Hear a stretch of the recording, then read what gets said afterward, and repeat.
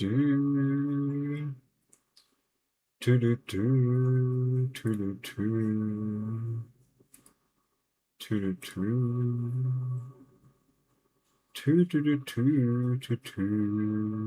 no, it's Kane again. Oh, he's talking so much. Why is doing that? How can that happen? Okay. Let's do a little bit talking about PvP. I was not preparing that much for that because it's more about like the basics and stuff like that. And we go through. I just finished some stuff for the stuff. So we starting with Triclavian. They shooting thermal and explosive. Missile is everything. Projectile is kind of everything. Lasers are bounded to EM and thermal. And blasters and ray guns are bounded to thermal and kinetic. Is this right?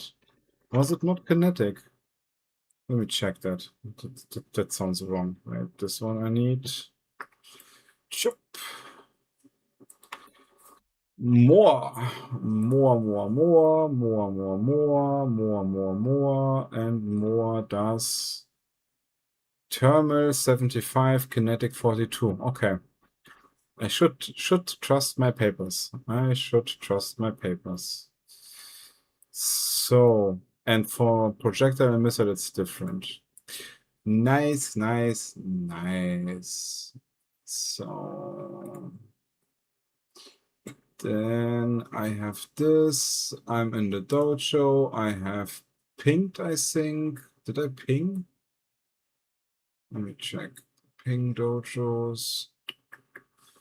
Yeah, it's getting late. Yeah, I pinged. Wonderful. Okay. My streaming is running. Perfect. Okay, then we start. Usually I'm trying to get it like it is. There is like two kinds of fleet, which is kite and brawl, and everything in the middle and between. You have then sniper and gate camp, which is then again like sniping is kiting, gate camp is brawling, but you can combine everything in the middle. And we go later about that and try to place some markers and where ships are sitting and how you do get a nice comp. Then let's first have a look about what we have in PvP. You have tackle, you have pure DPS, which usually have a tackle, but we have ships which has a tackle job. We have Logi, which is a fleet multiplier. We have Evor, which is a fleet multiplier. Because why is it a fleet multiplier? In Logi, for example, extends your life of the fleet, and one Logi, like if you have two Logi, then the enemy has a harder time to break your DPS or tackle, or is even unable to break. That's why it's a fleet multiplier. Evor, that's a very easy example for that. If you have a Griffin with 3 ECM modules, you blind 3 people. So one Griffin is 3 people, means you already can go undermanned into a fight with 1 versus 3. Which doesn't make sense because the Griffin is missing DPS, but you get the idea. Lynx is the same thing.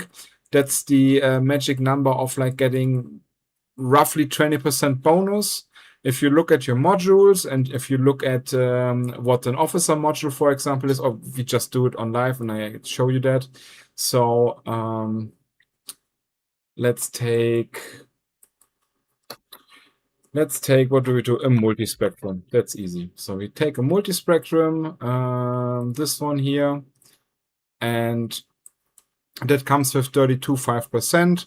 So I just think we make it better. I take this one offline. We're going on command. So now you see that ship with 1 multispectrum and a MOA and T1 resistance and damage control we can also put off, goes 61, 69, 78, 80, because it has... Why do you have so much EM? Where do you get your... Is this a more? Ah, wait, there's a second one. Ah, now we get it. Okay. And the 20% comes per default from this thing. Okay, now sorry, it's late. So we have the multispectrum. it's 64, 58. And if we add to that our beloved Sleipnir from statistics, nothing changed because I already made this fit into shit. And we adding command. So then we make this command. Here's a sheet command burst. We do harmonizing in it. We're going back to this one. And now I can make it on and off. So 46, 56, you get that. So now we make that off. We go to the multispectrum. We drop off the multispectrum. We get an piston A type and we get 57.5. We put it off again. You see that 57.5, also 75 with a piston A type. And we saw similar numbers with just one link ship. So this is, for example, why you want to have links, because all your multispectrums you have are now piston A types. This is awesome. So you can have cheap T2 stuff and make it into like a 1 billion piston A type. Of course, if I have a piston A type and then I put links on it, it even goes higher. Of course. But that's the idea why you have always links with you, because it's extra 20% you get on top. Is it 20%? Let me check that again. It's 22% because we have a mind link in it. If I put the mind link, it's 18. So that's why you want to have links. And that's why I call links fleet multiplier. Carrier, Fax, Titan, they also have similar stuff to that, but they are actually, if we have them in here, we should put them down here because we usually don't use them that often. And if you now start to thinking about how does a Tuskers comp, for example, look like, they have in their kite comp a tackle. Because stuff which is tackled can't off. They have DPS, which they use. They usually come with a kind of like a Logi or a TC3 with links and everything. Then they have the economous carriers with them, which dams you down so you can't target that far. And then they're kiting around. They usually have links with them because if I have a fancy ship, then I also want to have the additional 20% on top of that. And you already see in which direction it goes. Sino thread. Oh, I could put the thread also to the bottom. Sorry, guys. And whatever comp you do, you should have links, you should have DPS, and you should have a Logi in it, and then tackle. And we're not going into like a deep dive about how your tackle sheet should look like. There are different kind of ships you can use as a tackle, but that's the idea. If you go down into the brawl, you also want to have Logi, links, Evo, DPS, and tackle. So it comes also here in it. Let me just remove that one. Just to the basics about that. So that's why we have this fleet multiplier in it and my stuff. Also comes on top of that, the fleet multiplier with the links. If you put the links extra, there is 3 type of links. There is a shield one. Right, let me make it a little bit bigger. So we have the shield links. We have the armor one, or wait, we can make this together because usually you have the distance. So you have the armor ones. Then you have info, which reflects everything about EVOR, targeting range, and also protection against EVOR. Keep that in mind. And on top of that, you have the skirmish ones, which gives you speed, agility, and makes your tackle longer. So your scram go like 30 kilometers or something. So when you're now starting to putting lines, you want to have it like, wait, let me make that a little bit shorter. So we want links for the skirmish. We want this one for the, hello? Oh, somebody should make this smaller. We want info links for that one. And usually all of them should have the links for the protection. And then links cost links and Sino is extra. So you already see, like, of course, DPS wants to have skirmish links and also wants to have info links, because then they can target further away, and they can also fly faster. They have a smaller signature and stuff like that. But there are always some ships which are shine a little bit better under these links than others. So if you are a link ship, for example, and you have like a tackle squad or something, then you usually want to give your links to the tackle squad and stay with them in their range. You don't need to. You can also try to get the whole group about it. So far about that. With the info links, it's the same. As you target longer, or you have the hardening or the superiority, makes your evo better, which all the evo you know, target painting, dams, ECM, gun tracking, gun disruption and stuff like that. Think about these extra 20% on a bonus chip, which already is ridiculous good, gets another 20% on top of it. This is a lot, and you want that. So whenever you do something and you don't see links, ask about links, penetrate people about links. You want links. You want to have this piston A type. You want that. You only have a T2, but you want to have a piston A type. You want that. Same for the other stuff. Okay. Let's like this.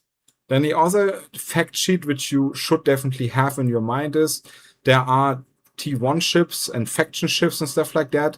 And the usually rule of thumb is, if it's shield, you shoot EM, then thermal. Usually, if you fly a T1 ship, you plug the hole with EM and maybe a little bit of thermal, and getting the idea out of it. And yeah, that's what you do. Same for armor, it's explosive and kinetic. Usually people try to plug these holes, just getting a little bit around, but this is a rule of thumb. Sometimes it's not plugged correctly, or it's harder to plug this hole. That's the idea of it. Then for general T2, for Amar, you shoot thermal, then EM. Kaldari is a hole, and shield is EM, and then Explo. And for Galente, it's thermal, kinetic, Minmatar, blah, blah, blah.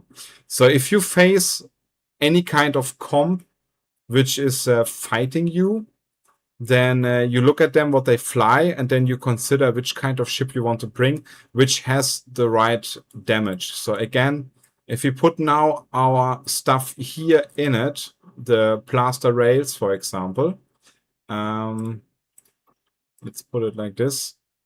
So plaster rails, for example, is thermal and things. They want to shoot Amar. And you also want, can I do double ones? Right. Give me another line. So then you also want to shoot Galente, for example. Why is Galente thermal kinetic? Should they not have a high thermal kinetic? Wait. Who is sleepy and done something wrong here? This is social, ship tree, Galente, Ishtar, simulate ship, and it should be, depending on how you fit it, it's either EM or Explo. Okay, that's wrong. Somebody done that wrong. Remove that. This one comes here. And then it's also EM. There. Damn it. Whoever done that? That's so wrong. Okay. So then, of course, if you have a Mar which is shooting lasers, you going into direction of chop, lining. You want to shoot Kaldari. You want to shoot a little bit of Galente. And you may want to shoot a little bit of Triglavians. So then again, with projectile and missiles, you can shoot like all of them. And Triglavians with their gun, they want to shoot. They want to shoot Galente. And they also want to shoot top. I want to shoot Amar. So this is the basic what you have on this side, which you can do. And the projectile missile, they just shoot everything, so you can just shoot into holes and find it out. There is something special about the armor stuff, which is the reactive one, which spools up, so you want always to have a little bit of other kind of damage. And that's the easy one. So, Kite usually consists out of a long-range setup, and Prawl usually consists of a short-range setup. Therefore, the Brawl has a higher DPS as a Kite comp. That's the other thing. So this one is like, copy that. So this is less DPS. And this one is more DPS.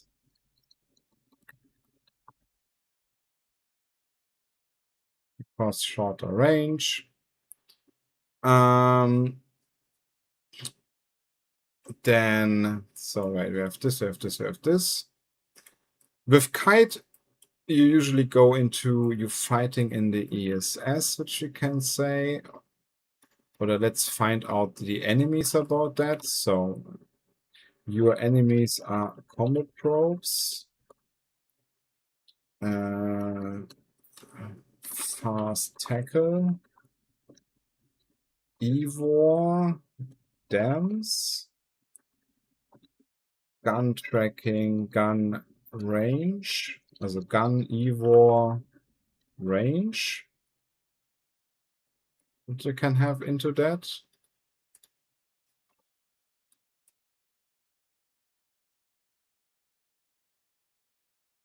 Which also goes like into this direction.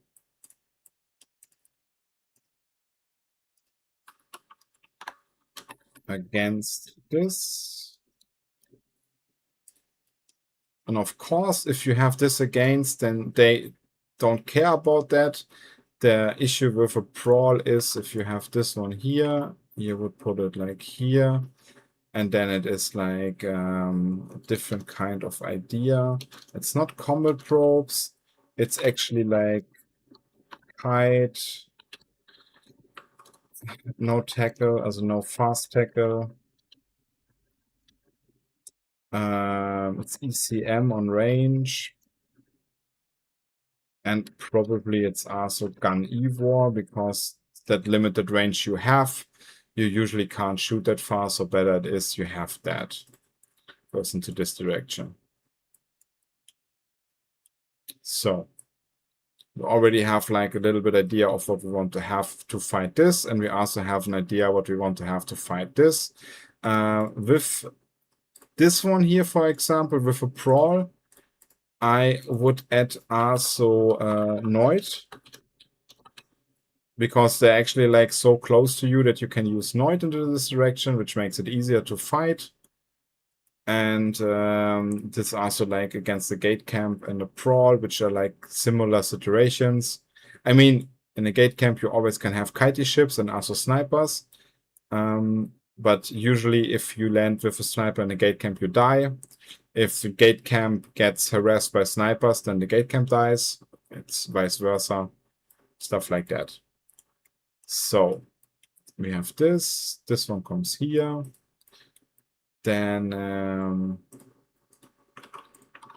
this is my fun.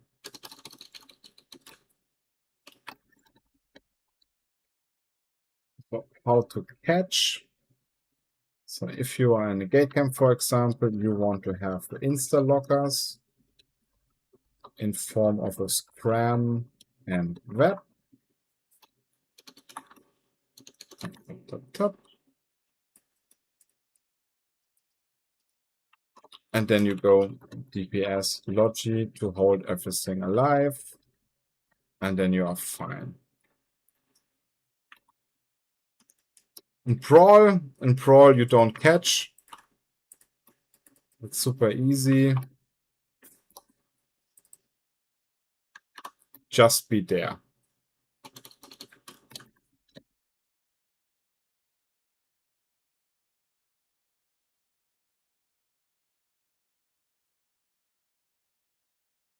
So, and so this is sniper one, this is how to catch, this is the version of for kite and gate camp, or this version, this is against it, which causes the kite. We have this.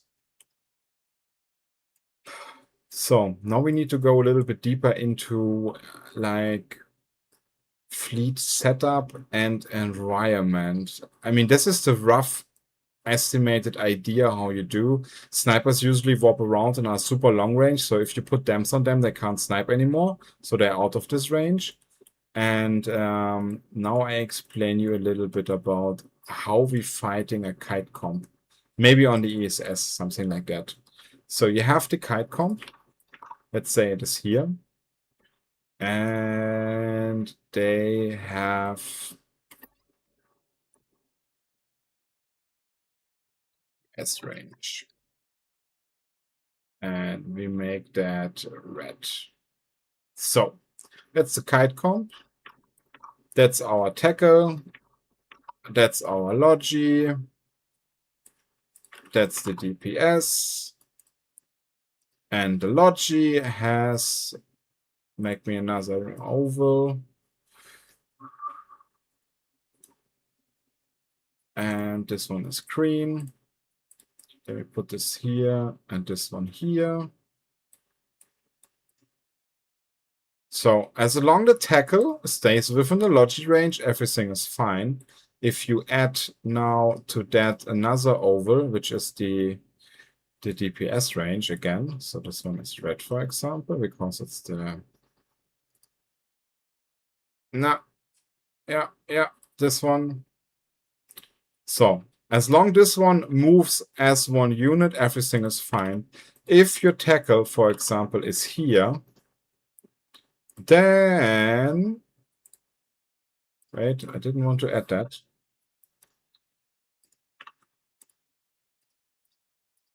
Is that because this kite comp will try to tackle, will kill your tackle. So you have a certain amount of time until the logi with the ring. So let's say this is the perfect setup. And now we put that on the side and we play a little bit around. So tackle is moving here. We remove the tackle. The DPS and the logi, they are behind them. And depending on how much you have and how much tackle you have, if you only have one tackle against like 5 autos or something, I can tell you that this tackle will not live for longer than 5 seconds. So these two, or your squad here, has 5 seconds to gap this one here in between, which is be like, let's say, go from here to here. And then we add the text and we say 50 kilometers. Make this 60, so 50 kilometers. No, why is it doubled? No, it doesn't matter. So if you don't gap that 50 kilometers within the next 5 seconds, your tackle is dead, and everything what is cramps doesn't make any sense because your tackle is dead. If you have 20 tackles, for example, they need longer time. They probably will warp off, doesn't matter, but you will lose some tackle, and there comes the point, which then this one, what we have here, without this one, is then looking like this. Now we have the point. Your tackle is in the logi range, keeps alive. So whatever we catch here and have scrammed will die because it's also in our range of the DPS. Vice versa, our DPS is also in range of the logi, which makes... You still could have people in the back sitting here, for example, with like super ultra sniper fit, for example. And they're just like this. Yeah. Let me move that a little bit to side. Yeah, come, let's do it like this. And then you can still shoot, and then you could MGD and stuff like that. And that's your whole idea how you do it. The next thing what you have is, of course, you can have your Evor in the back, sitting here, for example, or sitting also here with the DPS, or here, depending on how far your range is, and make their life horrible. Because this kite comp here again will consist out of logi, links, Evo, DPS, and tackle. And they will try to pin down the tackle because this right now is the biggest threat. If they can shoot the Eivor, they will also try to shoot the Eivor. Then they will try to shoot the Logi, and at the latest what they will shoot is the DPS because that's currently no threat. So it's the tackle, probably the Logi, then the Eivor, depending on how they communicate. And it's just like one of the game plans you have. If you are a tackle pilot and you go YOLO into this range, you just die, and it doesn't help. Like, you can scream, I have tackled ship, and then 10 seconds, 5 seconds later, you are dead. You're not helping because everything in the back is much slower than you, and especially if you are a tackle frigate, for example. And that's wrong.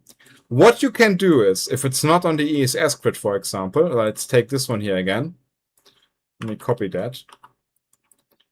If we are outside of something, what do you think happens if your tackle is here and this range from here to here? Come on, can we not make that straight? Thank you. So, and if this one here is plus 150 kilometers, we could make this just a little bigger here. 150, come. So, if this is 150 kilometer plus, this squad here has now the ability to warp to the tackle at 100, which let you land like here. That is the smart move. So the tackle is actually like, if you compare that to your position, let me add another line to that. So your tackle, your Logi, and this one is like now, let's say 250 kilometers or something. So you are, as a tackle, out of the DPS range. You are super fine. Nobody can kill you. You are enabling the fleet to warp to you. And you are also disabling the kite comp, for example, to go into your direction. Because now they need to think somewhere else and going like into this direction or up and down. Because the way you go, if they keep kiting this direction and the fleet lands here, you land on them. And they will see that. So if you have multiple tackle going around and you don't want to sacrifice your chip and it's not the ESS, then you have a very nice idea of how you can make warp-ins. That's why you always should be in a fleet, for example, and have that. So far for the tackle, like you could do a whole tackle class about that, how to do it. You could also use combat props to make spots about that and stuff like that. But just an idea, you don't need to chase. You can go also in front. And this tackle could also sit here. And it could be sitting here. And you could have one here. And you could one have here. I mean, how many tackle do you want? And if stuff is happening, like if they're warping on you and you get like a nice chaotic environment, then you can also just all go in and be like, okay, now I go there, and this one also goes into the same direction, and be like, yes, now I can tackle, and you start warping in and try to get tackle on everything which is not tackled. Therefore, you need to talk about that, which you're going to tackle. Usually what is a good way to do is getting the most valuable stuff first, and try to have that pinned down. So if you see a Kiswell, for example, or any pirate faction ship, they are usually equal expensive to a T2 ship. So Mahariel costs 1 bill, a Widow costs 1 bill. A Nestor costs 1 bill, a Vagur costs 1 bill in hull costs. T2 ships, as I showed you there in the bottom, they usually have a resistant bonus. Private factions don't have that. Sometimes the hulls, like the Rattlesnake, for example, getting a 20% bonus on top, but not everybody. So this about your stage of like a fight involving and what you should not do. And then we make a turnaround, and I'm open for some questions and stuff like that, and I will just see what I else want to have.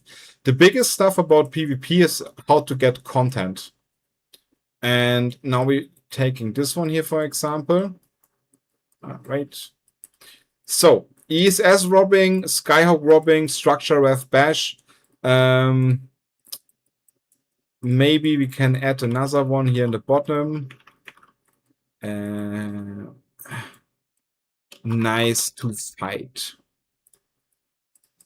So ESS robbing means you're robbing an ESS, which rings the bell, and you're sitting on a button with a ship, or you're brawling, because you get the idea. One ship needs to be linked for 5 minutes, the rest can go around. So one guy will be sacrificed for that, for example.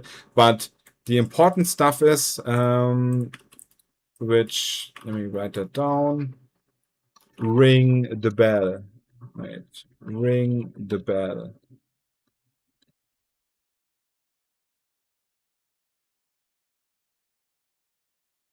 Skyhook robbing is the same thing. If you link to the Skyhook, you have one ship which is stationary to the Skyhook. Then there goes a warning out in the system. After 5 minutes, it's a warning about, I think, 2 jumps out or something. And after that, the intel will relate further out about it. So they do that. Structure, ref or bash. If you shoot an Anziplex or something in our space, the FC team gets a ping. And usually every other alliance has the same thing. If you shoot something, there goes a ping out, and then we are kind of like forming something to protect our environment, because we want to keep our stuff. And the other one thing is nice to fight. I'm looking at the wizard, for example, with his strat dropping. People like to fight him. They're giving him nice fights, so they're bringing sub capitals instead of like dropping supers on him. And if you have that, then also people will come and fight you. Stuff which doesn't ring a bell but brings you on, for example, on the intel, is if you do a gate camp in enemy space or in blue space, but usually in enemy space. Oh, excuse me. And you just on intel. That means you are stationary. Usually people then they come to you and fight you. Since you showed off your hands and stuff like that, they bring something to crush you. They counter stuff like with them above us. So if they get in these kind of you, they will always try to bring something which counters you, not just like ships. Hunting, that's the one you do if you want to have, like you hunt for Ishtars, crab beacons, event sites or something like that. Then you just go out with a fleet and do the hunting stuff. And baiting, that would mean you take anything from above here and have always something in the backhand. Like sitting on a wormhole, sitting on a connection or something, having a Sino or so, and then you drop on that what they bring on the ongoing fight and just have some fun. So usually you can mix that up with everything. Like you can have ESS robbing with a brawl, which works. You can have Skyhook robbing with a brawl if you want to have that. You can do that also with like a kitey fleet, and you can also have that with snipers. Structure ref bef is exactly the same. That comes also into this one here. And you can also do that here, and you can also do this in this one. Nice to fight usually is a brawl, and a gate camp is nice to fight. And kite is not nice to fight because you actually need to know what you do. And sniping is also kind of not nice to fight because you need to use combat props and stuff like that. Like you coming with this against combat prop, fast tackle, Evo dams, gunball range, your logi, stuff like that. Then hunting, for example, you usually need a good tackle, and then you can drop anything you want. So we can put that in the middle. And baiting is the same. You probably can do that with everything here. And gate camp, yeah, better with a brawl. Also works with a kite, but a little bit less. Sniping is also a little bit less, and gate camp is gate camp, so that wins. So we have this. Usually, if you engage something and it's a gate camp, it can turn out into like that they're actually like a kiting comp or they are brawl comp. Snipers tend to be kitey, less brawly. like, okay, we can actually remove that. Usually it's snipers is going in this direction. There is actually no, you just have snipers as an additional on your brawl to sitting on outside range to fight.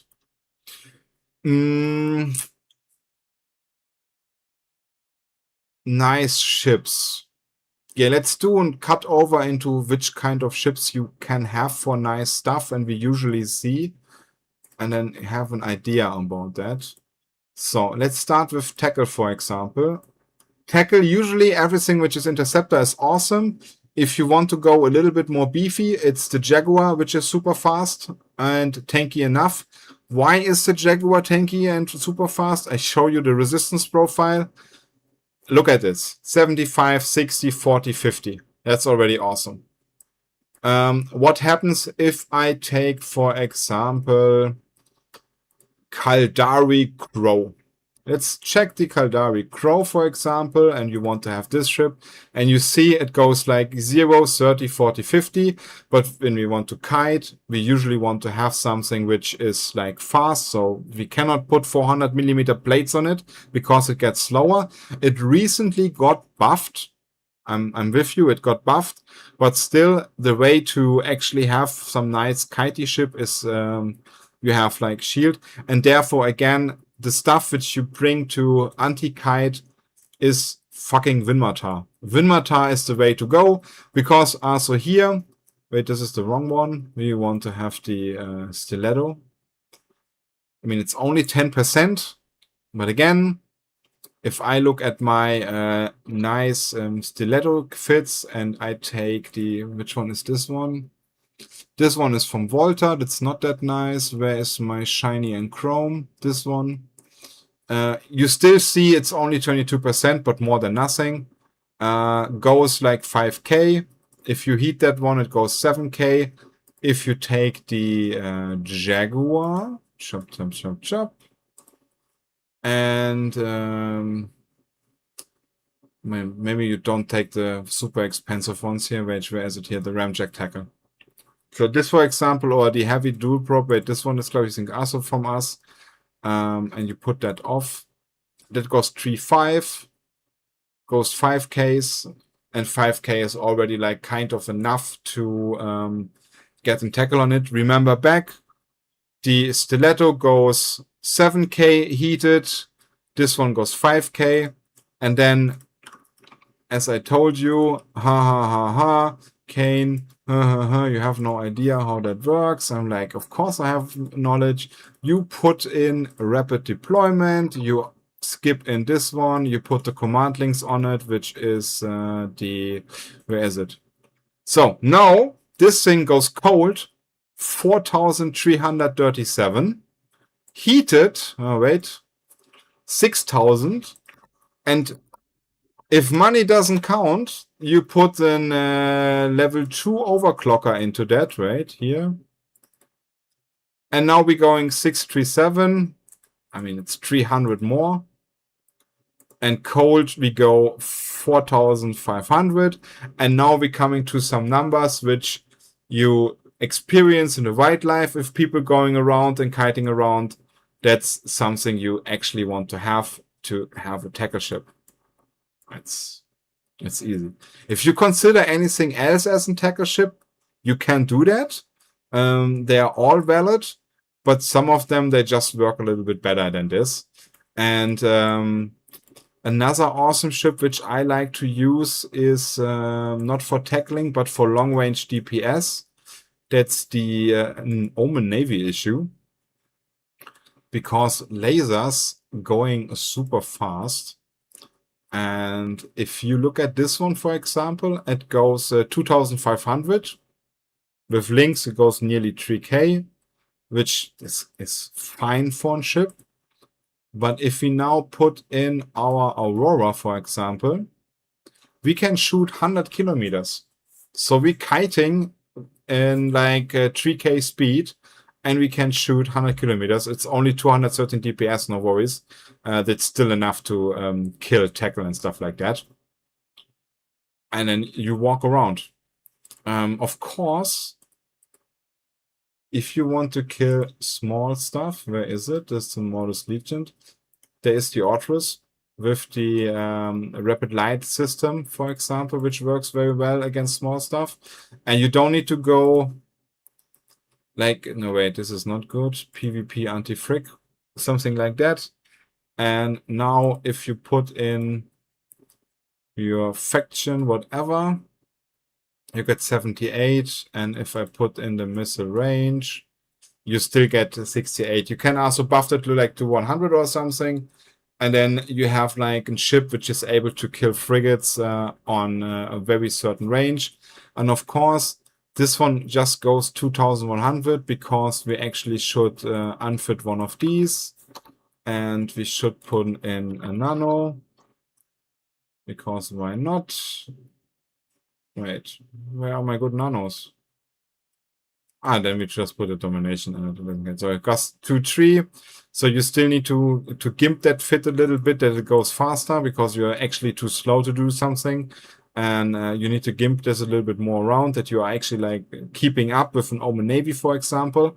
But just as an idea what you can use as a ship. And also this ship is like way too expensive for the idea what you want to do. So you can also just skip down and do something else. I mean, Cormorants. I heard Cormorants are super awesome. Oh, sorry, this was the wrong one. Ship tree. So pirate faction stuff does the job very well. You need to be like a little bit kindy about it, what you want to do. But Minmatar has some nice ships. So as said, the Vagabond is super fast with arties, works very well. We also saw a lot of Sleipnirs with arties, for example, which hit very well and hurts. If you want to be more on the tanky side, the Prophecy Navy issue, for example, is super tanky and also has the same threats as the Omen Navy. So this shoots also 120 kilometers and has a very high tank, but it's not that fast. Depends on where you sit. And on the Galantis side, I mean, the Putix Navy with medium gun spam is also really nice and has a very nice range with the ray guns, but ray guns recently got nerfed. That's why everybody is either switching to lasers or to arties. And I mean, yeah, that's the idea of it. And you can make every ship, you can use any ship you want. Some are better. So, for example, for the Instalock tackle on a gate camp, I highly recommend the Karis. For the web, it's the Hyena. If you are like an evil boy and you want to do ECM, it's the Kitsune or the Griffin, which then just sit far off and you jam people. Just get the right jams for the right targets. And Amar has the Sentinel, which does the EVOD tracking, for example, and all of these ships cost 20 mil. And as said, they are all fleet multipliers, and they will be like, people dislike them. And they all have a cruiser equivalent, which is found under the recon ships, which is, you usually use the one which is not detected by scanners. And this one is Noid tracking. This one is Hams and ECM, as the Rook. The Lachesis is Stems and Long Point or Scram. So this is like, if you want to have somebody with links in the Lachesis with a nice faction point, for example, and Kaiti, then you can point 100 kilometers. Then you don't need a Scram. Then it's enough that you just point somebody and then everybody can apply DPS. An idea, what I highly recommend is, if you shoot a target and it gets low into like armor or whatever, then you put your point on him. Because then when he is in safety, like, you don't have a point on me, I can warp off. And when you like call the target and like, okay, we're shooting this one right now, then you put a point on him, then he starts fearing it because then he is maybe overconfident. And you have the chance to blab him until he overheats his MVD and gets out of your point range. Because before that, he didn't have a point and he thought your Lachesis is full damp, for example, something like that. Makes it easy. The other thing what you want to have, if you have a Kaiticom, for example, is a Yugen. It comes the same. You can also have here a web of 100 kilometers or something. And don't think about the target painter. I mean, it's nice to have a target painter, but the huge stuff is the web. So if you get a 100-kilometer web with links obvious, and you get somebody down, then you apply better. Like with your big guns, you apply better. So this about the Evo stuff. I don't need to explain Logi. Just take one of the Logi ships, which you always find like here. All of them have one. It's super easy. Amar and Kaldari, they have the tanky ones. And Galente and Minmatar have the kitey ones. That's how it works. Of course, you can make a Basilisk kitey or 100 MN or whatever. That works. That's the way, man. You can also take an Osprey or what was the other one from the Amar? I all forget the name. The Ogora. And snuggle around. And then comes the big part. So we have the Logi. Let me go back again. So we have, wait, this one. We had the tackle. We had a little bit about DPS. I mean, everything works. If you longer, you can range. Logi, Evo links. That's also fine. Now we come a little bit about DPS. I know you guys love battleships. And everybody loves battleships because they are tanky. They are nice. But with battleships, there comes something which is like super important. They are slow as fuck. And they have big guns. And big guns means everything after this side here on the left. So cruisers, they have issues to hit. They don't like that. So either you have the ability for all the gun ones. So these are gun ones. I mean, that one can fit here, rapid heavy missiles. The Rook can have, wait, here's it, also gun tracking. So with gun tracking, it's super easy. If it's a smaller ship, it's harder to hit. You need to have like a kind of a trans match or something, which I can show you. Oh, Jason is writing me. Hello. So if you undock, yeah, now you're on screen.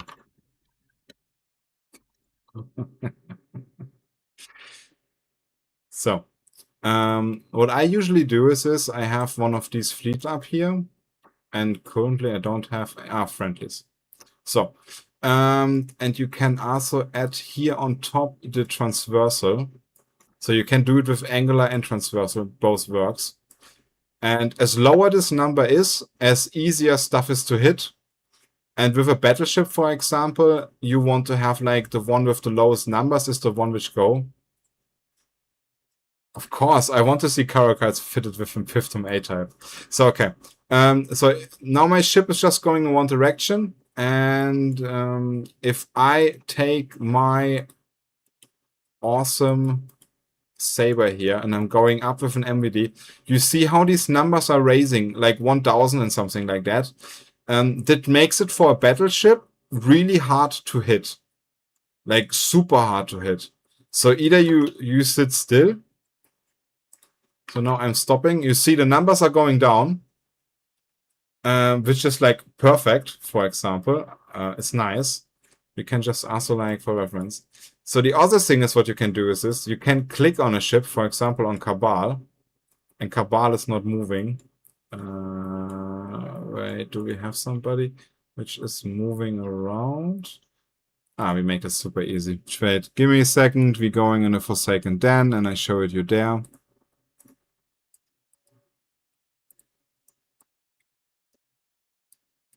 If stuff is moving and you have your tactical overlay on, you see these blue arrows appearing up and to on your ship. And this is the stuff that you want to have for shooting. I should actually take a sniper or something to show you it better. I just will turn around and see it. So, here again, you see transversal everything. They will target me. They will burn into my direction. And I will show you something what will happen next. They should miss, hopefully. Maybe. Let's see. And you can go a little bit inner. I have some tank. And if I click on this Archgistum, for example, you see that the arrow from the Archgistum is going backwards.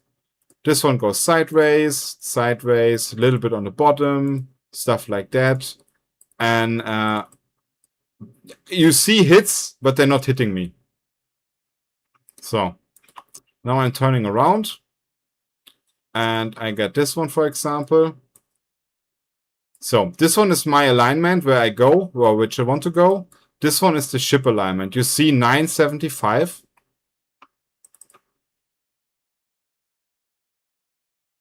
355. 362. Now it's turning around. Wait, I need to just make my MVD off. It makes it a little bit easier for me to show you this is fast. So they're kiting behind me. And you see the little arrow here. So if I get that into this direction, for example, this number will go down 80, 45, 22, 16. So I'm now transmatching this ship.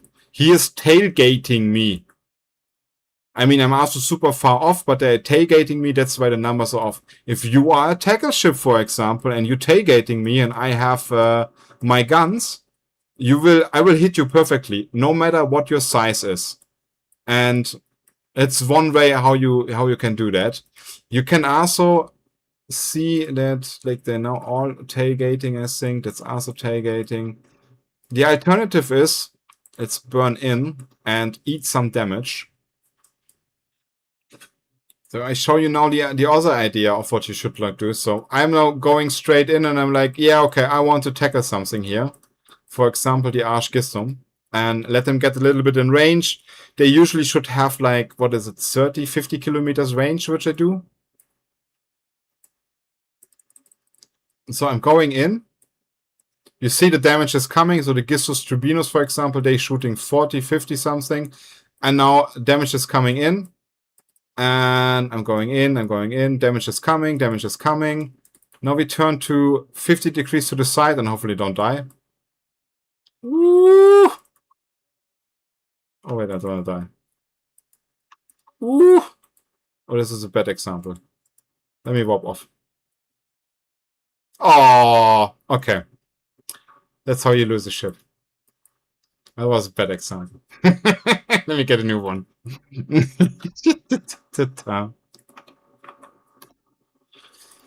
Let me get another ship. Makes it easier. Okay, the idea was to turn around, but their tracking was... I was too close, and the NPCs track a little bit too well on short range. I should just spin around with 50 kilometers and show it you off again. But no worries. I have more ships.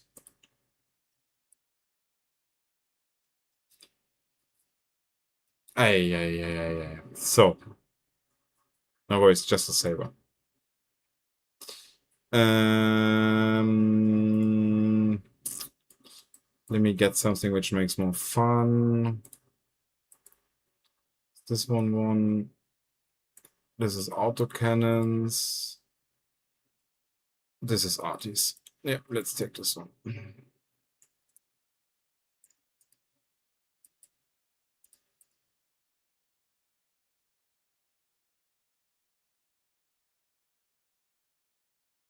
So, let's try it again. It can't be that complicated. We want a Forsaken Den. Let's warp at 50. We have loaded blah, blah, blah. We need fusion because we're shooting angels. Let's try that again for explanation stuff. So now I have medium arties and we're shooting medium cruisers. And I will show you how I miss stuff because it doesn't match. And then I will also just loot my ship. So I'm landing, easy peasy. Is it 100 MN1? Oh, it's 100 MN1. Oh, this explains. So now we have 62, for example. So I can target the Tribunus and I should hit that very well. Works. I'm hitting that. Looks good. I want to have that. So if I now starting to go into sideways, the number will increase. And we pick something which is super high, like 347 or something. And there will come a magical point which I will not hit anymore.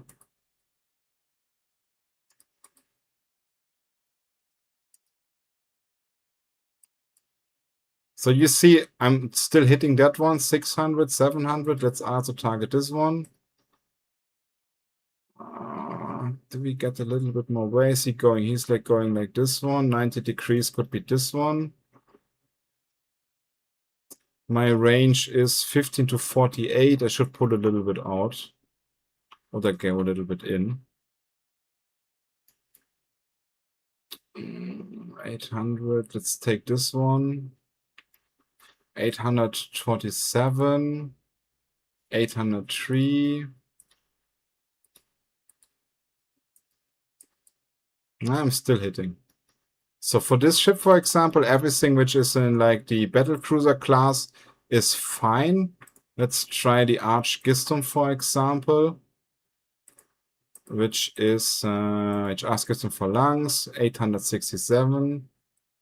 Let's see if we can hit this one.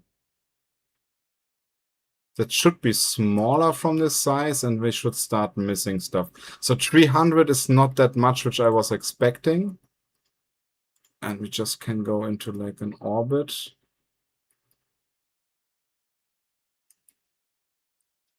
47, yeah, see, that's it's not enough. So if we now go and we transmatch him, which is this circle here around, it's going down. So we're going like this. So we're going down. Number is going like 327, 287, 250, 216, 85, 29 kilometers. And if we now start shooting him, I mean, we get a little bit better number. But you get the idea that he's now on the top of the easy to hit targets. He is now going into this direction. So this one is the new one, which we want to have. And now we're coming to the point, which is 32 kilometers, which is out of my range. We're 48. So we're coming slowly to the fall off. And let's see if we can hit another one, 46. So you now see the damage is going down. Beside, we're having 46. So he's going a little bit upwards. And it's not the perfect ideal world to do transmatch and tracking stuff. It's better if you have like a buddy or something which shows it to you. And now we are on 47, 48. If the next shot comes out, it doesn't make any damage anymore. Oh, it does, because it was a nice shot. But you should, like, after fall off, there's less damage in it. Let's try it again on the 64 kilometers on the one. And also this 100 MN ship is turning like a brick. So if you shoot this one, you see it's not hitting because it's out of the range. So we could go for Tremor, for example, once it is reloaded. Give me a second.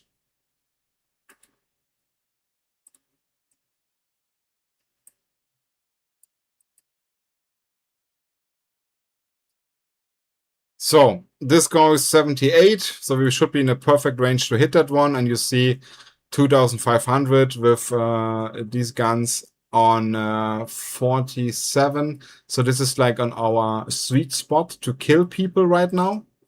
And it also doesn't matter in which direction it's go, because we already figured out that they are way too big. Let me warp into the Angel Den. Oh, smaller ships.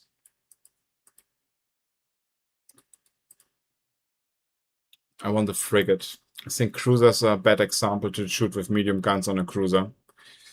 So.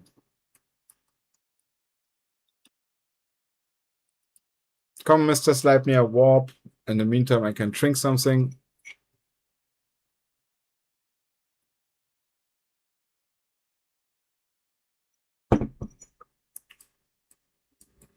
So, frigates, the tackle frigates, for example, I have long-range ammunition, which the optimum range is 45. And if we now go for something of the small stuff, then it's harder.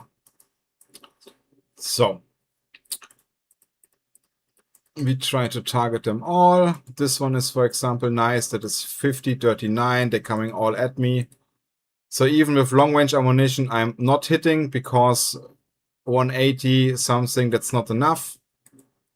I could try the Gisti Hunter with 34, for example. Let's see if we can do that. Well, let's take the Ruffian. I don't have it.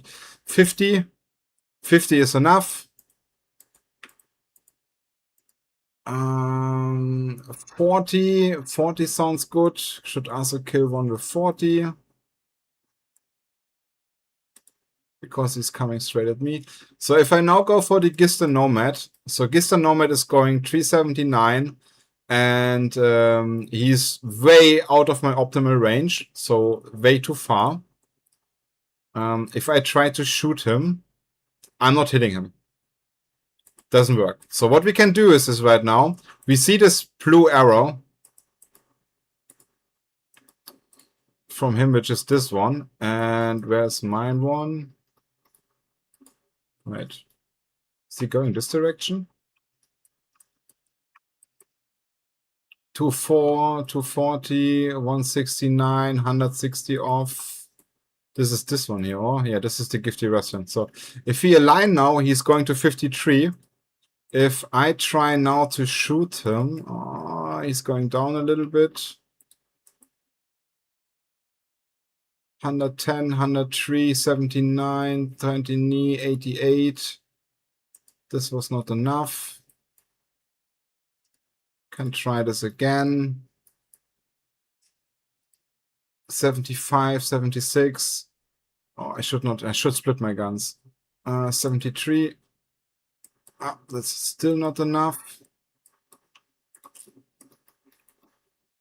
I want to kill it now with the long range weapon, and I will cycle this around until I get it. So he's going 245. He's going a little bit further than me.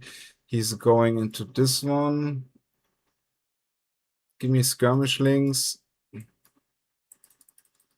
69. I mean, this one is going 70. Oh, I should want this one. So he's going like this one. 80, 79, 70. You see how complicated this gets to get this alignment down to something like hitting able. 75, 76, 70. Now come on. Turn like a prick. Yeah, don't get under this one. So I think that's not working. So what we do is right now we take something which is like a little bit more close range. So we're going for the Sabot ammunition. And as long as we keep the alignment here with the 76 and everything, we will be fine. And now we try to hit him with like a little bit more close range weapon with the same alignment, because he keeps the alignment right now. He's going like into this direction, so he's going up. We're turning a little bit. 89, 79, 80, 82. Nah, let me turn a little bit. You want a good shot. 77, 78. Down. Because this one has now 15 kilometers range. He is a little bit out of my optimal, but the trans match is enough. So if we take the Gistian Ruffian with 260, for example, and try to shoot it, I'm missing because 190 is too much. If we go for the Gisti Sizer, for example, with 42, which is this one, I will tell you with 16 kilometers in my optimal and this low range, because he has the same alignment as me, he will die. So I hope you get the idea of the trans matching. It's the combination of the right ammunition type, so to have them in the optimal. As further they are away, as easier it gets. So for example, if I getting this 99 one, that could be enough. No, it's not. So already like 100 is not enough to hit him. So that means for this one, for example, he's going like super sideways. So we're turning our ship to the side, getting the 200 down. No, wait, he's turning. Oh, yeah, this is the frigates. Like, if you orbit around, then you have no chance. 79, going down. He's going down. He's going this direction, this direction, this direction, this direction. So now he's on 138. And we could like be still a little bit like going this 128.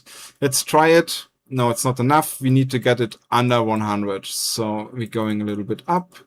Now he's going this direction. 180, 169, 209.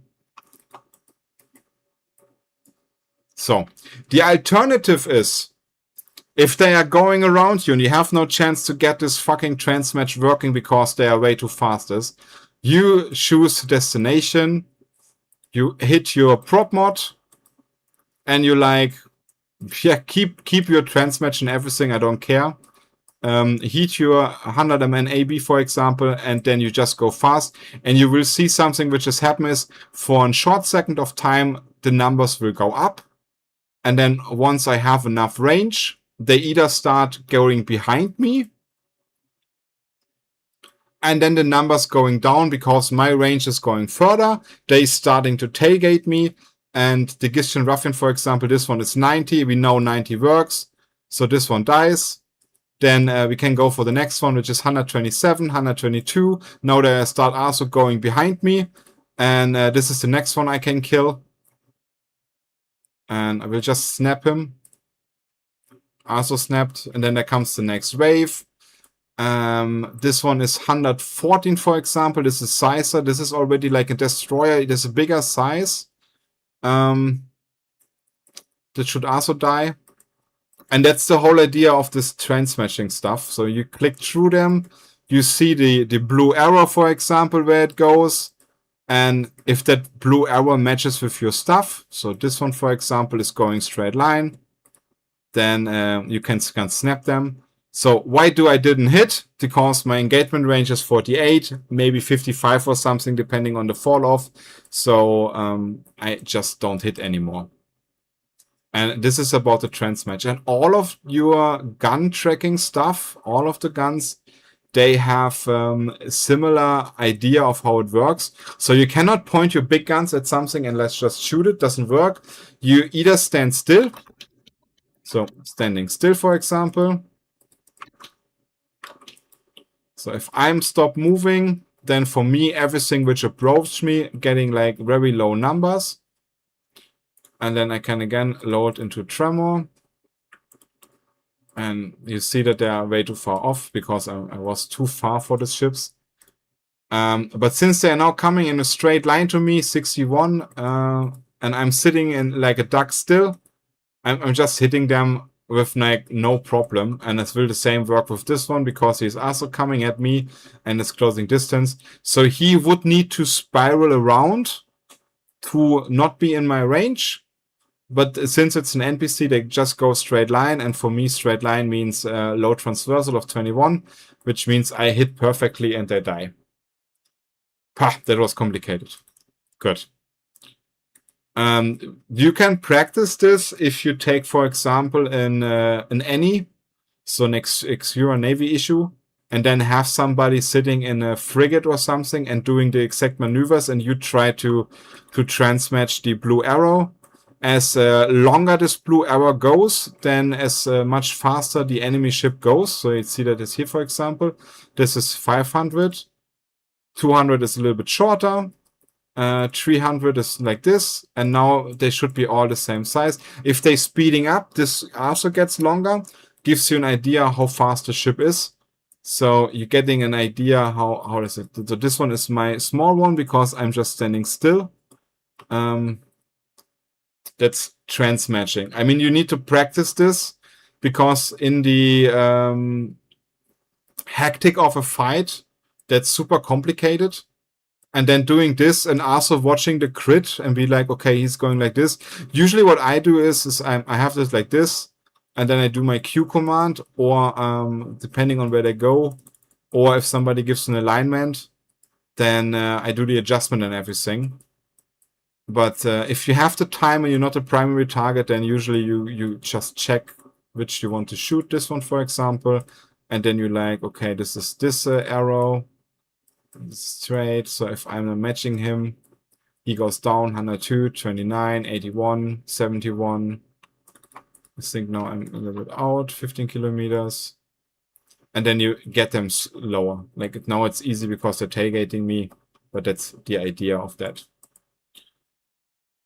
Of course, if you add gun tracking to that or gun e-war, that's easy. The other side, what you can do is missiles. And if you shoot with missiles, it's two factors. Speed, signature, nothing else. And in a very professional way, your speed of the missile. So if you're shooting with slow missile something, and the ship is outrunning it, then you will never hit it. But usually if you do it with rapid lights or something and they go like 11k on the Ortrus, or 12 or 15 or 18, depending on what you have, then you just hitting the stuff.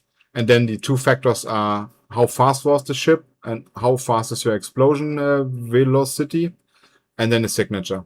So you can max out the signature, for example, and then you just need to have a web on him, and then your missiles will hit. But then you don't need to look about the tracking and the transmatch and everything. You can fully focus on flying around and just shooting your missiles. So pew, pew, pew, pew, pew, pew, pew. And you don't need to take care about anything else. And then you're fine.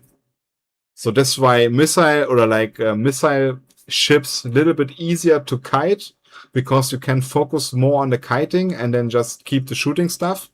And if you fly gun ships, then depending on which size of guns you have. So for example, if you make a long tracking autocannon boat, that hits very well because autocannons have a very nice tracking. RTs, you need to have a little bit more of love. Same for ray guns, and with the lasers, it's the same. You need to have a little bit more love. You can look into the numbers of these ships. How do we make that the best?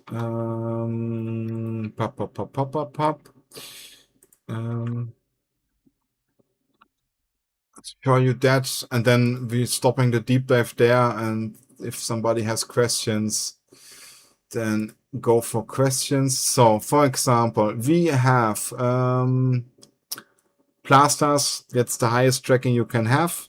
But let's take large ray guns. We take the 425. And can I see that here? So it's 1.4. If we now take a projectile, the artis in large, which I would say the equivalent is the wait, this is autocan, sorry. So large one, this.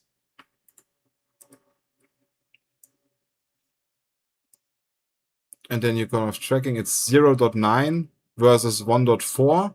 So hitting something with a ray gun is already a little bit easier than with the howitzer. And if you now go for... Yeah, Jason, you're right, yeah. Just kite them out or put web on it. Or scram them. Or Noid, that's a good point. Yeah, like small tackle, if you're on a destroyer and there's an interceptor orbiting at... Yeah, just read writing and I will think so. And then if you now take the... Where is it? Not plasters, the energy turrets, and you go for beam, and you go medium, and you go for the heavy ones. No, wait, we want a large, sorry. We go large, then we go mega beam lasers, or wait, is it the Typhon, I think. They have 1.3, for example. So currently, if you look at the long range heavy hitting guns, the lasers have from the base of the turret the best tracking, and after this it comes the ray gun, and then it comes the RT. So that's also gives you like a kind of a feedback which kind of gun system you want to have and how much love you need to put on your transmatch and everything. So let's see what I'm so like if you are on a destroyer and there's an interceptor orbiting from it, it's impossible with a server to create. You should manually pilot to match the plane of the orbit and stay in one direction. Yeah, that's a good one. It's also the same thing I think with the slingshot, or which we do in faction warfare. If they orbit you, you try to slingshot them and then try to ram them with the slingshot if they have their orbit. But this is also like something you need definitely to practice. And if you do that with like other stuff, yeah, that's a good one. So yeah, bigger guns, smaller targets. That's hard to achieve. I mean, if you hit something with your big guns on a small stuff and it has an impact, stuff dies, for sure. But getting this lucky shot, that's complicated. So, my high recommendation is if you want to have a kitey ship and you don't have the eyes for the crit awareness. So, what do I mean with crit awareness? I mean, Some people probably fly like this, like, oh, look at my shiny ship. And I'm also asking why there is no fancy skin on it. So wait, let me first put a skin on it. And this one, nice. So you can fly like this, and then use your friendly thingy to get your overview and everything. Other people fly like this and watching everything and moving around and looking what's going on my crit. You also see these points here. That means that it's 19 kilometers away. So if I click on this guide, you see 18, 16 kilometers. So you can get with the tactical overlay the information that this one, the jackdaw, is 10 kilometers. Wait, 16. So if I go in his direction, this point will come closer to 10. And if you see it now, 15. Let's burn a little bit. 14. And once we hit 10 kilometers, then we exactly know that even if he is above here, on my ring, he is on 10. So he's at 10 kilometer range. And this gives me the information where he is. Now he gets closer, like 9K, but he's still up there. And you see this bow, which is going down. It's also with the other ships. And depending on what you do is, you always want to see something what's going around you. So there, for example, is my logic group. So if I would be a tackle, I always want to know if my logic group is within my 60 kilometers so they can wrap me. If you see that they go out or you don't have an overview for that, for example, so you see my logic and stuff like that. If they're going like 60 kilometers out, then I'm not in their wrap range anymore, and then I'm on my own. So then I actually need to spiral, do something, and as you saw, as I lose my saber, sometimes spiral or going across the board doesn't help. You will anyway die because they also have a nice tracking. So this is about the tracking stuff. Do I have anything else? Whoa, let me check. Tackle, transmatch, Evor. Let me check. I mean, I told you where the Evor should sit like with the Logi in the range, and if you have a longer range, you look in the back. There's nothing you need to consider about transmatch or something. Like if they can't target you, then you apply your Evor, and you usually have like 100 kilometers range, even more. And if you're out of the range, it's still enough. I had explained to the links, which give you 20%. The Evo stuff, the transmatch, big guns, small guns. Let me check in my, what did I write down for the else? The 10 golden rules. Ooh, yeah, and probably if you watch that, you already have your 10 golden rules about that. Bigger is better, yes, but it comes with a burden, a curse, and an unspoken bond. Yeah, that's what I explained to you. A battleship with the big guns, you need to have the target range to shoot that far. You need to have the transmatch or like the ability to shoot your target, and you are vulnerable, but it's not my word, against like other Evos. So if you get them down, then you can't target that far. Genau, then the other example, what if I tell you that people lost an AT match because of a single ECM Abyss? Like, even if your ECM is not strong enough, it's 100% not 100% RNG, but you always have a chance of hitting something. It's the same with the gun tracking. As long as it's in your range, there's always like a 1% chance that you hit. And on top of that comes the 1% chance of a wrecking shot. Don't point me on the numbers. Wrecking shot is then like you're doing triple the damage or something. It's a critical hit. It's like you're rolling a d20. Don't fly what you can't afford to lose. That's also important.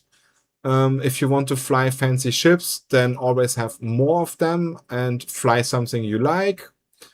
There are rules which you and I will not break, but bending is always an option. Oh, this is something I can tell you.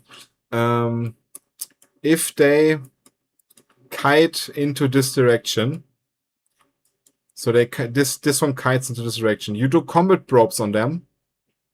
From the back, you will always land in the back. If you do combat probing and you're on the opposite of them, and then you warp at 50 to the combat probe, depending on how far they go, you will land at 0 on them. Because they're going into your direction which you're warping. That's something you can consider about. And especially if they're kiting into something like a planet or so. How to find content. Okay, this I explained to you. And then I said to you that there's always stone, scissor, paper. That's true. That's based on stuff like that here, which like what you shoot and where's the damage hole and if they have one.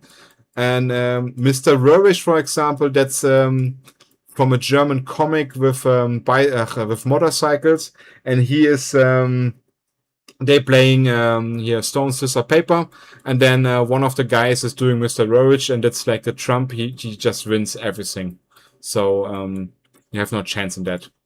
So it's like same in poker or something. The peak is always the highest if you just have nothing. And your Mr. Röhrisch is at least mirror their comp.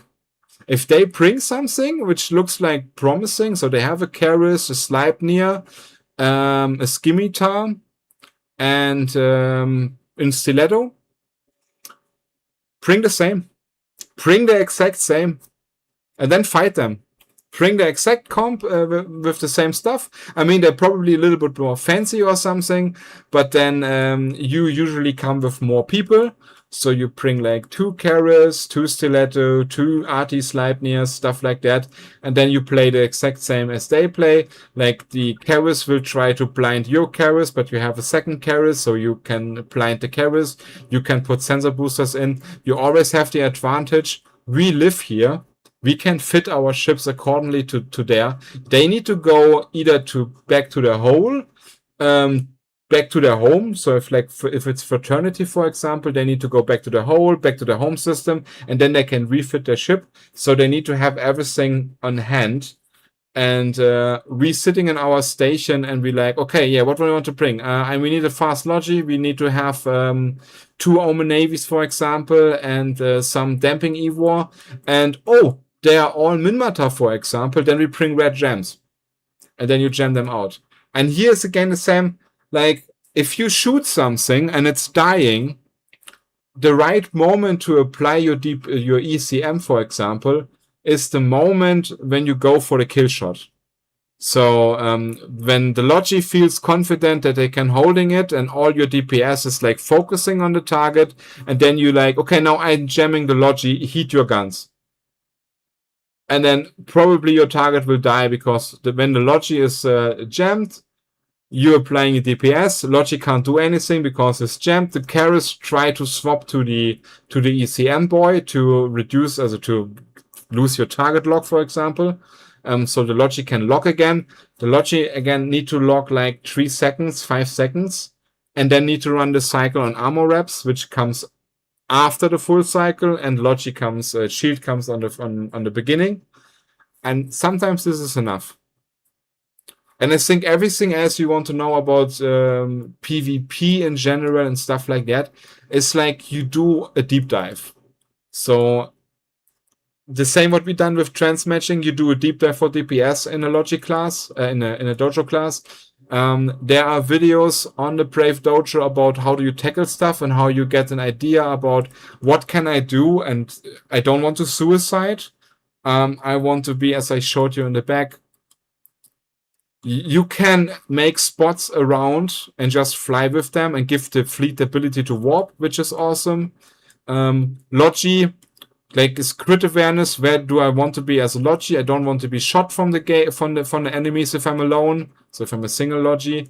On the other side, you want to have your E-War, your DPS, and your tackle in range, and you want to be on comms and tell your tackle like, hey guy, I only have 80 kilometers range. you are getting dangerously close out of my range and I can't rep you anymore.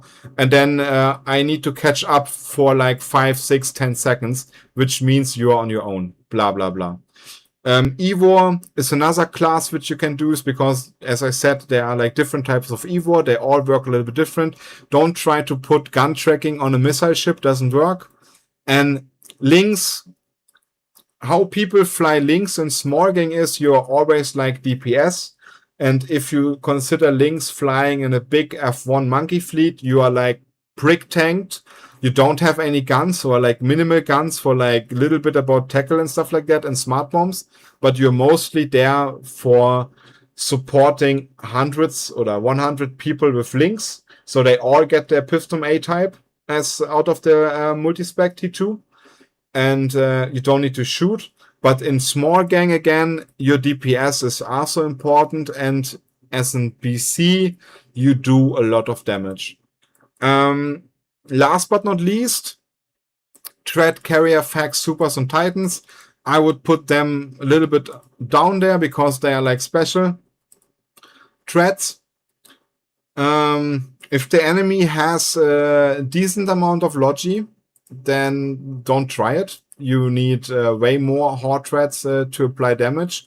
And if you are max tanked, for example, then you don't apply much. If you go cheese, for example, what do I mean with cheese? What is a cheese fit? I show you a cheese fit. This one is a cheese fit. Why is it a cheese fit? This is a Phoenix. And a Phoenix usually comes with shields. What does this ship don't have?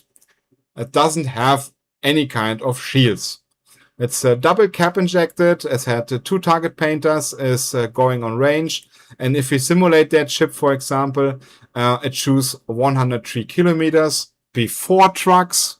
It shoots further. And this gives you a nice little engagement range. You want to have a heavy stasis for the flycatcher, the Dictor, which going around. And a little bit about some more damage. It only does 3k damage. I mean, that's fine if the rest comes over the target paint and everything. And this can do something. But if you go for, like, example with an max prick tanked ship, like this one, for example, there is 0 application in it. Like 0. So either I'm shooting battleships and I'm winning, or I'm shoot nothing at all. And don't care about the numbers here. That's you fly that with an implant pod. So just for the idea. So it's still like rapid torpedo launchers and stuff like that, and it has application here and that one, and could have a tank and stuff like that. But you don't. If they have 2 logis, for example, 2 basilisk, and you bring this one, no chance. It will not die. Because they just tank you fine, and my application is not good enough. Except they bring like battleships or something, then it works. We can shortly look into this one, and we just drop in Kaldari Navies, and you see it does 1,000 more DPS because it has 2 ballistic controls in it. Yeah, so this about like threats and stuff like that. Carrier, I mean, they're funny, but you bringing like, what is it, a 4-bill ship or something, and then no. Faxes are funny because I can tell you right now, if you would drop more faxes, they will bring more bygons and stuff like that. And you have, like, if we add like if you have a fax and we add the fax like to this one here, this is one of my fax, so like put it like here. And we would add an oval around it. So this is my fax range. Something like that. And this would be like blue. So if it's sieged, it has like a ridiculous long range, also targets a little bit better. And then your logic can move further around, which then allows... Wait, this one's... Damn it. It's not working how I wanted. So they could move further around out of that and be still in the range. And then the fax gives you like a wider engagement range, which let you move the bubbles a little bit further. So for example, the ideal case would be like fax is here, your stuff is here. So I could still keep the Logi alive and the DPS, but not the tackle. But this Logi can keep the tackle alive. And this group, which is here, could be fighting like here, for example. And so this is how you could dance around your engagement zone if you use capitals. I mean, to break a fax, you need a decent amount of DPS. And the rule of thumb is if they have multiple faxes, so this is like big scale warp up, but then we do an ending because we are way too long. I only wanted to do 45 minutes or something, and we have 1 hour 30. If you can break, like let's say there are like, fuck, did they drop many faxes? If you can kill one of these, then you can kill all of them. That's the rule of the fax warfare. So if you can kill one of the faxes in siege, for example, then it dies. If it is able to siege out, then all of them can wrap this one. But then I just pick as a capital FC the next one, which is in siege. And like, okay, then you die. This one sieges again. Then you die. Then these 4 are sieged and wrapping this one. So I killing this one. Then you only have 3. They going out of siege. This one is going in siege again. And in a matter of what, I'm kill all your faxes. In the meantime, you have like the threat ball from you and the threat ball from the enemy. And they shooting each other. And everybody is shooting and blah, blah, blah. So the latest thing what you have is this. You drop threats on faxes, for example. Then you can counter drop that again with more threads. Like you drop the threads on the threads. From there you can drop supers if you want at range, which then the enemy will try to drop titans on your supers to doomsday them, or they drop together. And these kill these, and if you have another threat bomb, so we are talking about the third threat bomb. So we already dropped our threads on the fax. The enemy dropped faxes on our threads on our threads. We dropped threads on their threads. That's a numbers game. Who has more? And now they're dropping supers and titans. And the question is, do I have more threads? Can I drop them now again on these ones? And do I have enough to kill the supers or the titans? Which they will start doomsday calling threats, for example, to get them off grid. Supers will also try to focus something, or like if the enemy also drops supers, then you have the super and super stuff. And then everything gets super chaotic and totally crazy. And you have, in best case, so much tie-dye that everything goes super slow, which gives us the time to actually coordinate correctly. So, get familiar with this one. General, shield has a hole in EM and thermal. People try to plug the EM one. And armor, you try to plug the explosive one and the kinetic one. Usually you do that with modules and rigs. If it comes to General T2 ships, for example, I explained to that. Armar has a lack of thermal and EM. Caldari doesn't consider EM as a problem, so they still have the EM hole. And after this comes Explo. Means also, if you have Caldari, you can fight tricks and you can fight blasters and rails. So if you ever see blaster and rails coming at your direction and you want to be bait tanking, it's Caldari, my friends. Caldari or Galente. That's the 2 you can do for blaster rail stuff. If you face Triglavian, for example, then it's the same stuff. You can go with Caldari. You can also bring kind of Minmatar, for example, or counter with Triglavian because they just hate each other. No, wait. Yeah. And then you can bait tank. So what we done is, for example, we faced, we expected the Lashak facing an AT. And if you look at, yes, go down into the Nighthawk. Top, top, top, top, top, top. And you simulate the ship. It comes per default with 84 thermal and 60 explosive. And if we look at the Triclavian, let's take the Red Mag. Oh, wait. Let's take this one.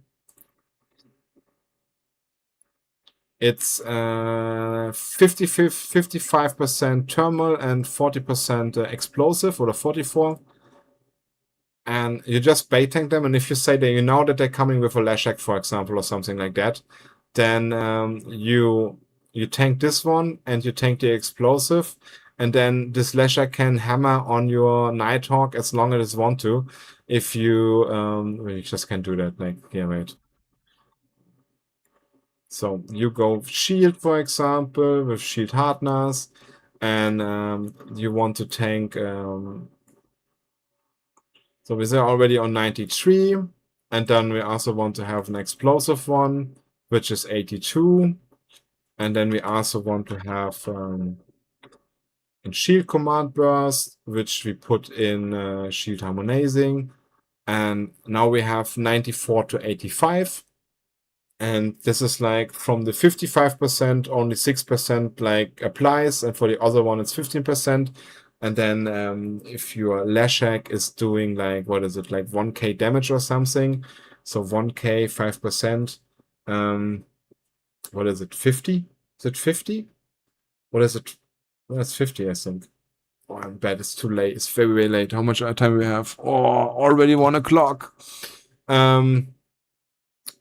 You're looking at the numbers, it's 6,000 something, and I didn't put any large sheet extenders on it, so you get the idea of if you know what your enemy has and which weapon system it has, you can always do bait tanking. Same works for, I mean, let's say you're facing somebody which has blasters or ray guns, and then no. You just slap one kinetic on it. And now I have 87, 91 kinetic shielding. Check Eve chat. Stop telling them to draw portraits on faxes.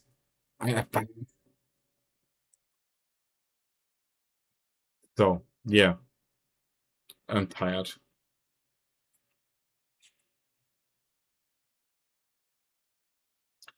Okay.